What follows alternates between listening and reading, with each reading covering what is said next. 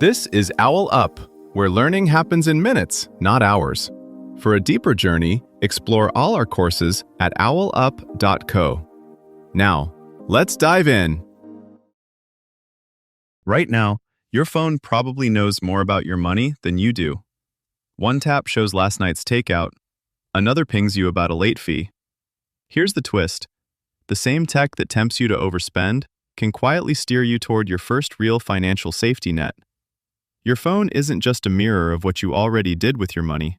It can be a quiet co-pilot for what you want your money to do next. That's the real shift with modern money tech. It's moving from digital checkbook to decision engine. Budgeting apps now pull in data from multiple banks and cards so you see your whole financial life in one place, instead of guessing from scattered balances. Investment apps lower the barrier even more. Robo-advisors build and rebalance portfolios in the background, while apps like Robinhood make it possible to buy a slice of a stock in the time it takes to order coffee. But there's a catch. The same tools that can help you save or invest can also make it dangerously easy to overspend or overtrade. Notifications, bright buttons, and just swipe design can either support your goals or exploit your impulses. The trick is learning how to make these tools work for you, not on you. Think of this episode as learning the settings menu of your money life. Instead of defaulting to whatever your bank or favorite app shoves in front of you, you'll start choosing tools the way you'd choose ingredients for a recipe, on purpose, based on what you're actually trying to make. We'll look at how people your age are using apps like YNAB, Robinhood, and Betterment in the real world, who they're best for, where they quietly charge you, in fees or attention, and how to avoid turning your data into an all-you-can-eat buffet for hackers. You don't need 10 apps.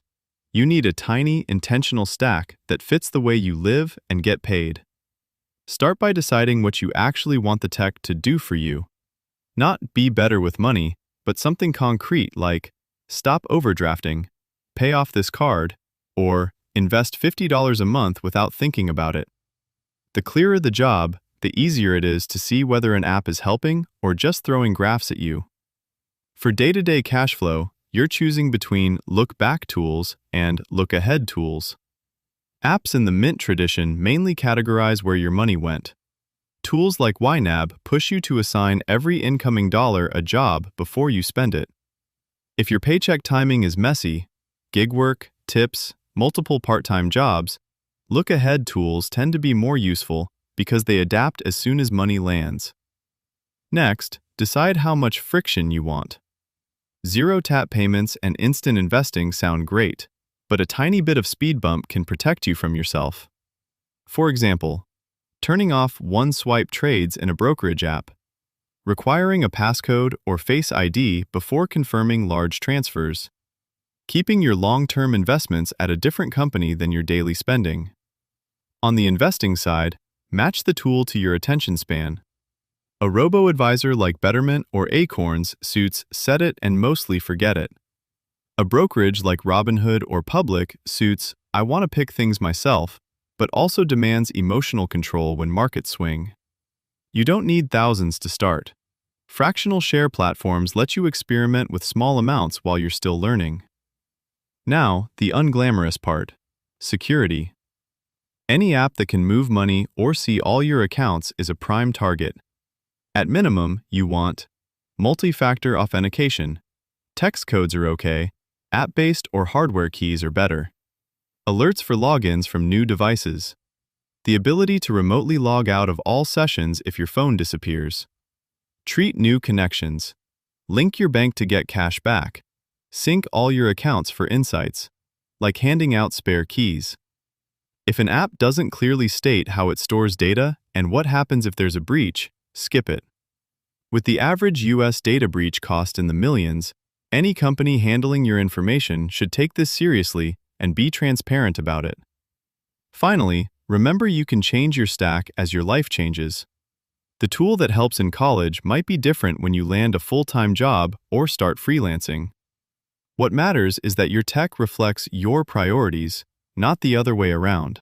Your challenge this week: pick one money task you regularly avoid.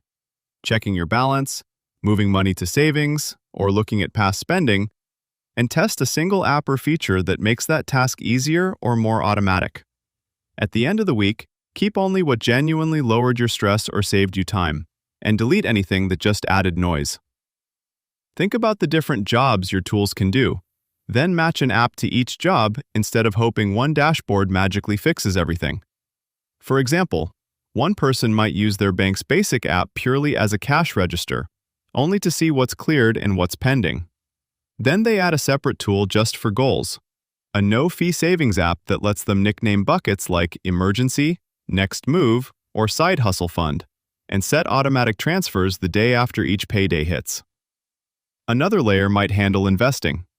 Someone who doesn't want market drama on their home screen might keep their long-term account in a calmer, less gamified app and hide it in a folder on page 2 of their phone so they aren't tempted to peek daily. One analogy: a good money stack is like designing a small, efficient kitchen. One knife that stays sharp, one pan you actually use, and a layout that makes it hard to burn yourself when you're tired. Open banking rules and real-time payments are quietly rewiring the pipes under your accounts. Instead of today's delayed transfers, apps will see paychecks land almost instantly and could reshuffle cash the way a smart thermostat adjusts heat. Subtle, constant, mostly invisible. Generative AI will likely sit on top of that data, turning stiff charts into back-and-forth coaching. That power cuts both ways. Systems that can auto-optimize your cash flow can also steer you toward products you don't need, so skepticism becomes a core money skill. As these tools evolve, think less about finding the perfect app and more about running small experiments. Swap one feature, watch how your habits react, then adjust, like tuning a recipe until it fits your taste. Over time, your phone becomes less of a vending machine for purchases and more of a quiet studio where you design how money moves through your life. Before next week, ask yourself, 1. If I open my budgeting app right now, which 3 categories, like food delivery, subscriptions, or ride shares, would surprise me most based on my actual spending this month? 2. What is one recurring charge in my banking or finance apps, for example, streaming, cloud storage, free trial that never ended, that I'm genuinely not getting value from, and will I cancel it today or set a specific date and reminder to cancel it? 3. If I automated just one thing in my money life this week, like round-up savings, an automatic transfer to a savings space, or a credit card payment, what would make future me's life noticeably easier? And what exact rule or automation will I turn on before I go to bed tonight? This was OwlUp, your daily step forward. To keep learning with structured courses and more insights, go to owlup.co. Until tomorrow!